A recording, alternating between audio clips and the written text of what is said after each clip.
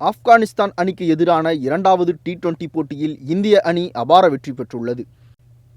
Afghanistan cricket அணி இந்தியாவில் சுற்றுப்பயணம் மேற்கொண்டு 3 போட்டிகள் கொண்ட T20 தொடரில் விளையாடி வருகிறது. முதல் போட்டியில் இந்திய அணி அபார வெற்றி பெற்றது. இதைத் தொடர்ந்து இந்தூரில் இன்று இரண்டாவது போட்டி நடைபெற்றது. முதலில் விளையாடிய ஆப்கானிஸ்தான் அணி 172 ரன்கள் எடுத்து ஆட்டமிழந்தது.